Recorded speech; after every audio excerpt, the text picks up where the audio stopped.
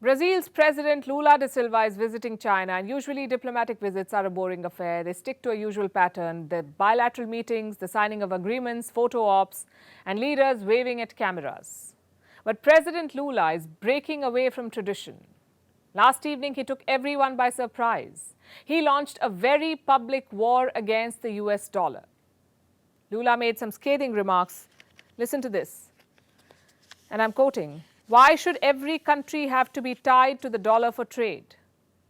Who decided the dollar would be the world's currency? Why can't a bank like the BRICS Bank have a currency to finance trade between Brazil and China, between Brazil and other BRICS countries? Today, countries have to chase after dollars to export when they could be exporting in their own currencies." And Lula Da Silva did not stop there.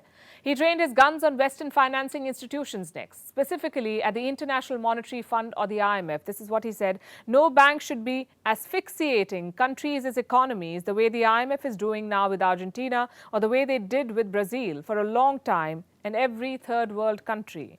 No leader can work with a knife to their throat because their country owes money." These are some very strong words, and Lula chose the perfect stage to say all of this. He picked the perfect occasion to launch his war against the US dollar. He delivered his impassioned speech at the New Development Bank, better known as the BRICS Bank. BRICS is a grouping. It stands for Brazil, Russia, India, China, and South Africa, BRICS. These are the world's largest economies, largest emerging economies. Their group is called BRICS. They've set up a bank called the New Development Bank. It was established in 2015. It's a multilateral development bank, and it provides financing for infrastructure and development projects. The bank has members beyond BRICS nations. They include countries like Egypt, Bangladesh, Uruguay, and the UAE. A former Brazilian president is now in charge of this bank.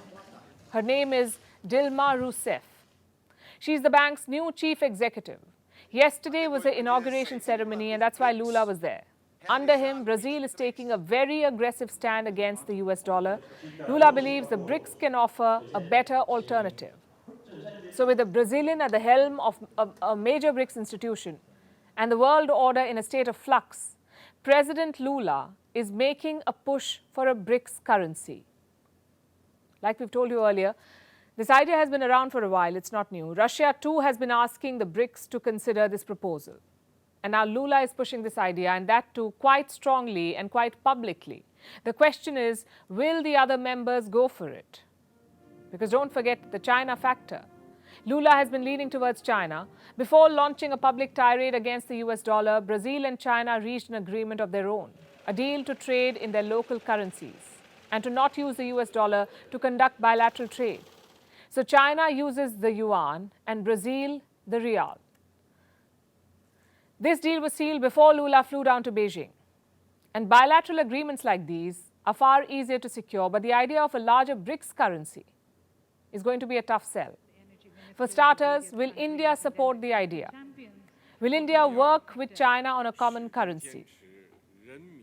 We ask this because this would encourage interdependency, and India at this point is hoping to achieve the opposite, to cut its dependence on China. So the plan for a BRICS currency may not take off just yet. But that doesn't mean that Lula is not on the right track. His statement against the dollar only echoes the larger sentiment. The dominance of the greenback is under threat, and the challengers are rising.